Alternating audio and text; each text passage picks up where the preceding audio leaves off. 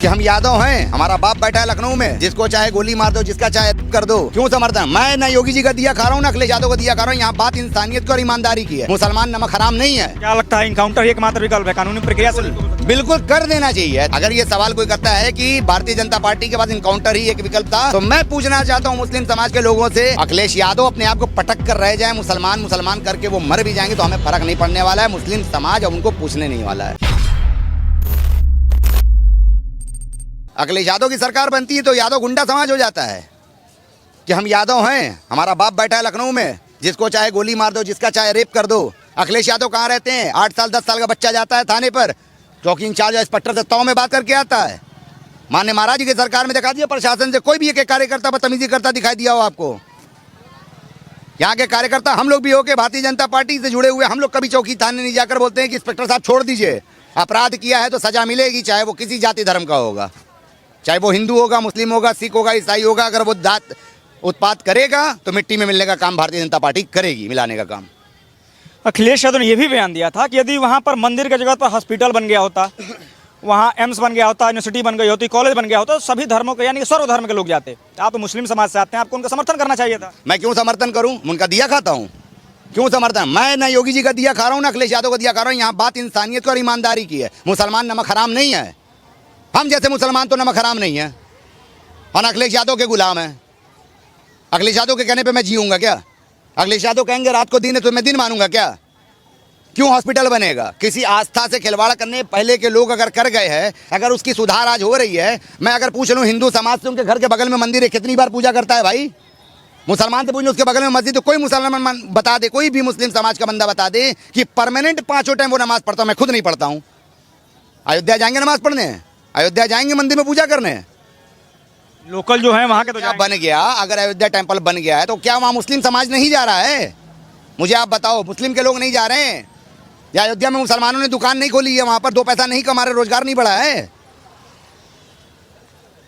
अखिलेश यादव के पास सिर्फ कुटनागिरी, मतलब एक जहर उगलने के सिवा कुछ रह नहीं गया है। उनके दिमाग में बस एक ही मेंटालिटी भरी हुई है कि मुस्लिम समाज को हम भड़काएंगे, दंगा होगा, भाजपा बदनाम होगी, सरकार गिरेगी। और मैं ये कहना चाहता हूँ आपके चैनल के माध्यम से कि अखिलेश यादव बचपन से लेकर आज तक की राजनीति का पावर लगा लें।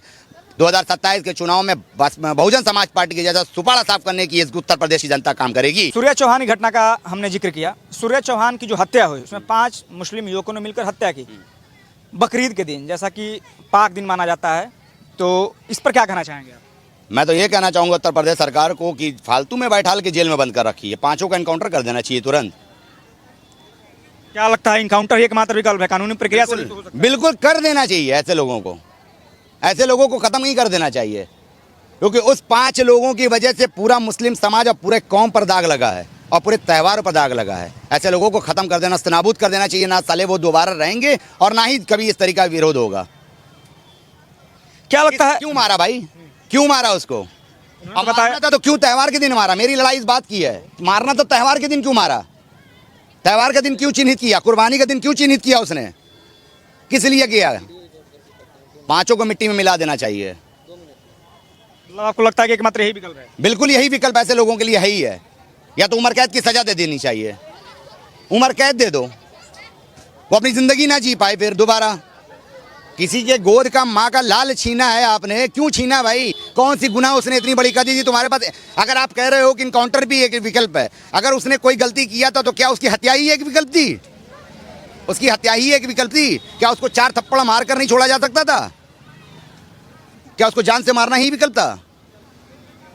अगर ये सवाल कोई करता है कि भारतीय जनता पार्टी के पास इनकाउंटर ही एक विकल्प था, तो मैं पूछना चाहता हूं मुस्लिम समाज के लोगों से कि जिस तरीके से असद ने सूर्या की हत्या किया था, क्या इतना बड़ा अपराध सूर्या का था कि बिना हत्या के कोई और गलती की सजा नहीं दी जा सकती थी? क्या लगता है इस प्रकार की विशेष घटनाएं विशेष समाज से ही क्यों देखने को मिलती है? एक ही समाज से ज्यादातर देखने को मिलती है, ऐसा क्यों होता है? देखिए, एक ही समाज से देखने को नहीं मिलती है। फर्क इतना मैं आपको बहुत खुलकर बता दूं, कुछ चीज़ें ऐसी होती है कि मुस्लिम की अगर कहीं गलती, कहीं फॉल्ट आता है तो वो चीज़ों को मीडिया में ज़्यादा तेज हाईलाइट किया जाता है, और कहीं अगर आपस की बात होती है तो उसको दबा दिया जाता है। इसलिए मुसलमान बदनाम है और बदनाम करने वाले विपक्ष के लोग ही होते हैं। अखिलेश यादव अपने आप को पटक कर रह जाए, मुसलमान करके वो मर भी जाएंगे तो हमें फ़र्क नहीं पड़ने वाला है। मुस्लिम समाज अब उनको पूछने नहीं वाला है। अब मैं आपको बता दूं, हमारे मुस्लिम समाज में कुछ नीचे तत्व के लोग हैं जिनको पूरी तरीके से समाजवादी ने भ्रमित करके रखा है। कौन नीचे तबले के लोग? नीचे मतलब छोटे लोग हैं जो कम पढ़े लिखे हैं, जो कम पढ़े लिखे हैं, रिक्शा कुंचा, मतलब किस समाज की बात? मुस्लिम समाज के ठेला कुंचा चलाने वाले हैं, जो मतलब पूरे तरीके से दिखाते हैं कॉलर टाइट करके कि मैं मुसलमान हूँ, भले ही नमाज ना पढ़ रहे हो, भले ही नमाज ना पढ़ रहे हो, मुसलमान हूँ। ठीक है भाई, अच्छी बात है मुसलमान हो। सीधा महाराज जी को बोलना, सीधा फलाने को बोलना। भाई एक चीज़ बताइए, मैं भी इसी धरती पे हूँ, योगी जी मेरे घर का खर्चा नहीं चला रहे ना, मुझे 1 रुपया देती है उत्तर प्रदेश सरकार। ठीक है, मेरे कहने का मतलब है कि अगर वाकई मैं मुसलमान हूँ भाई साहब, तकलीफ इस जगह पर होती है। अगर मैं मुसलमान हूँ तो मुसलमान असली ना कभी नमक हराम होता है और ना कभी मक्कार होता है। मैं एक चीज़ जानता हूँ, जो असल मुसलमान होगा वो नमाजी नहीं भी होगा लेकिन सच बोलेगा। सच बोलने में क्या जाता है। आज उत्तर प्रदेश के अंदर या गोरखपुर के अंदर जो विकास हुआ तो मैं तो बताऊंगा ना उपलब्धि, भाई उपलब्धि बताऊंगा ना कि क्या हुआ क्या नहीं हुआ है। आपके कहने से मैं मान जाऊं कि भाजपा गलत है, आपके कहने से मैं मान जाऊं बसपा गलत है, आपके कहने से मान जाऊं MIM गलत है, क्यों मानूं भाई। मेरे शहर में उत्तर प्रदेश में हमारे अच्छे मुख्यमंत्री मिले, हमें उत्तर प्रदेश का विकास करने मिला। आज ये सब जो दिख रहा है आपको नौका के अंदर, ये घूमने के लिए पब्लिक प्लेस है, तमाम बाहर बाहर की जनता आ रही है। पहले इस जगह पर एक अपराध हुआ करता था, इस जगह पर हम लोग नहीं आते थे रात को 7 बजे के बाद, क्योंकि यहाँ पर कभी लाशें मिलती थी, कभी लड़कियों के रेप कर दिया जाता था। बहुत सारी चीज़ें इस गोरखपुर में देखने को मिली है, बहुत सारी चीज़ें। आज काम हो गया, आज लोगों के टूरिस्ट प्लेस हो गया घूमने के लिए। क्या अब आप एक बात बताओ कि आप जिस तरीके से ये आरोप लगता है कि मुख्यमंत्री मुसलमानों के दुश्मन है, तो यहाँ मुसलमान क्यों आ रहा है भाई। रुकवा देना चाहिए ना मुसलमानों को, चाहते तो रुकवा देते, एंट्री बंद कर देते कि नकाब पहन के अंदर कोई नहीं जाएगा या टोपी लगाए कोई नहीं जाएगा। क्यों नहीं रुकवा दिया महाराज जी ने। महाराज जी ने किसी भी जात धर्म को देखकर ना कोई विकास किया है अपने कार्यकाल के बीच में, और ना करते हैं और ना करेंगे। ये ऐसा आपका मानना है कि जात धर्म देख के विकास नहीं करते हैं उनके कार्यकाल में। आप पसमानदा समाज से आते हैं। हमारे देश के प्रधानमंत्री नरेंद्र मोदी जी ने जिक्र किया था पसमानदा समाज को लेकर कि पसमानदा समाज को पहले मुस्लिम समाज में बराबरी का अधिकार नहीं मिलता था। तो क्या कहना चाहेंगे, अब बराबरी का अधिकार मिल रहा है या पुरानी जैसी स्थिति है? मैं पसमानदा समाज से एक पदाधिकारी हूँ और भारतीय जनता पार्टी का एक कार्यकर्ता हूँ।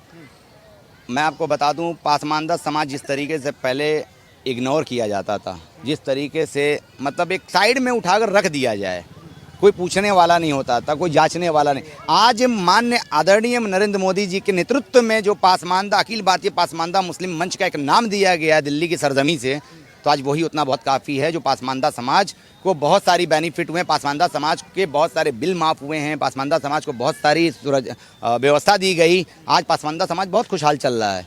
और पसमानदा समाज में इस टाइम अभी मैं प्रेजेंट का रिकॉर्ड बता रहा हूँ, 40% वोटिंग भारतीय जनता पार्टी को पसमानदा समाज कुछ किया था। जैसा कि आप कह रहे हैं कि 40% पसमानदा समाज ने वोटिंग किया था भारतीय जनता पार्टी को। जैसा कि अखिलेश यादव PDA की बात करते हैं, पिछड़ा दलित अल्पसंख्यक हिंदू में, वो बताते हैं कि ये पिछड़ा है, ये अगड़ा है, ये दलित हैं, ये अल्पसंख्यक हैं, ठीक है, लेकिन वो मुसलमानों में नहीं कहते हैं। आप बता रहे हैं कि जो पसमानदा समाज है उसका शोषण हुआ मुस्लिम समाज में, तो उन्होंने पसमानदा समाज की आवाज़ क्यों नहीं उठाई, वजह क्या थी ना उठाने की? अखिलेश यादव को सिर्फ ना बड़े आदमी दिखते हैं, पैसे वाले लोग जो 4 पहिया से चल रहे हों, गरीब नहीं दिखता। जब चुनाव का टाइम आता है तो अखिलेश यादव ज़मीन पर भी बैठ जाते हैं, वरना अखिलेश यादव की शक्ल देखने के गरीब अगर एक हफ्ता खड़ा रहे तो देख नहीं पाता। इतनी सी लाइन में सारे लोग समझदार है, समझ जाएंगे। इसके आगे मैं क्या बोलूं उनके बारे में। मैं बुराई नहीं कर रहा हूं, सत्यता बोल रहा हूं। अगर अखिलेश यादव ने अच्छा काम किया होता, मेरी नज़र में होता, भले ही सरकार नहीं थी तो भी मैं आपकी मीडिया से उनकी तारीफ़ करता। मुझे तो नहीं लगता है कि कुछ हुआ कभी। जैसे कि मुस्लिम समाज में पसमानदा समाज की भागीदारी जो है 70% के आसपास है, पर उनके उच्च पदों पर बात करें उनकी भागीदारी लगभग ना के बराबर है। कोई बड़े नेता देखने को नहीं मिलते हैं, या जो धर्म की भी बात कर लें, मजहब की भी बात कर लें, मजहब में भी उनकी भागीदारी लगभग ना के बराबर देखने को मिलती है। इसकी मुख्य वजह क्या है? नहीं, ऐसा तो नहीं है, ऐसा तो नहीं है। पसमानदा समाज में आपको कहीं नहीं देखने मिलता है, बहुत सी जगह पर है। जो जिस लायक है उसको उस लायक उस जगह पर रखा गया है। पसमानदा समाज में पसमानदा ऐसा तो मोदी जी ने जिक्र किया था कि पसमानदा समाज को वो अधिकार नहीं मिल रहा है, अब मिलने लगा। मैं बता रहा हूँ ना, पहले तो नहीं, पुरानी सरकारों की जिक्र कर। पसमानदा का नाम भी नहीं सुनने मिलता था। कभी सुना था आपने? मीडिया चला रहे हो आप। भाजपा की सरकार से पहले आदरणीय नरेंद्र मोदी जी की इस चर्चित बयान से पहले क्या आपने कभी पसमानदा का नाम सुना था? हम लोगों के बाप दादा जानते थे पसमानदा क्या होता है। बुनकर वगैरह पसमानदा समाज में आते हैं। कभी लोगों ने सोचा था, सुना था? नहीं सुना था। क्या लगता है कि नरेंद्र मोदी जी ने, योगी आदित्यनाथ जी ने पसमानदा समाज को फिर से अस्तित्व में लाया? बिल्कुल लाया है, बराबरी का हिस्सा दिया है, बराबरी की नज़रों से देखा है। अगर पसमानदा से ऊपर मुस्लिम समाज में अगर पठान बैठ रहा है किसी कुर्सी पर, तो उसी बगल में पसमानदा भी बैठेगा। एक बराबरी का हिस्सा देने का काम भारतीय जनता पार्टी और इस प्रदेश के प्रधानमंत्री आदरणीय नरेंद्र मोदी जी और उत्तर प्रदेश के लोकप्रिय मुख्यमंत्री माननीय योगी आदित्यनाथ जी महाराज ने जो काम किया है वो एक इतिहास है। आने वाले भविष्य में मैं बता रहा हूँ कि हम लोगों के बाद की नस्लें भी याद करेगी इस देश का प्रधानमंत्री और इस उत्तर प्रदेश के मुख्यमंत्री कोई रहा करता था और है। मतलब ऐसा लगता है कि इतना पसमानदा समाज के लिए भारतीय जनता पार्टी ने कर दिया है। बिल्कुल किया है, बिल्कुल किया है। सिर्फ पसमानदा के लिए नहीं, हर तत्व के हर एक लोगों का संख्यक से लेके हर एक लोगों के लिए ख्याल किया भारतीय जनता पार्टी ने। मुझे तो कहीं नहीं लगता भैया, मेरे आंखों के सामने 1000 ट्रेजिडियाँ हुई हैं, 1000 लोगों को मैंने तकलीफ झेलते देखी है और मैंने देखा है कि लोगों को भारतीय जनता पार्टी से मदद मिली है। जो इंसान किसी का नमक खाकर नमक हरामी कर जाए, वो उसका कोई जात धर्म नहीं होता, उसका जात धर्म नहीं होता। मैं आपका ही खाऊं और आपकी ही बुराई करूं तो मैं नहीं मानता हूं कि आप मेरा कोई जात धर्म होगा, मुझे नहीं लगता है। बाकी अखिलेश यादव की टिप्पणी करने की बात रही, देखिए ये पार्टियां हैं, राजनीतिक है, पक्ष विपक्ष चलता रहता है, ठीक है। और अखिलेश यादव को मैं फिर आपके चैनल के माध्यम से कह रहा हूं, आने वाले 2027 के चुनाव में ये ज़ीशान प्रिंस का चैलेंज है कि जिस तरीके से बहुजन समाज पार्टी उत्तर प्रदेश से गायब हुई थी, आने वाले वक्त में समाजवादी पार्टी का सुपारा साफ करने का यही मुस्लिम समाज काम करेगा, जिस मुसलमानों को इस्तेमाल करने का काम अखिलेश यादव कर रहे हैं।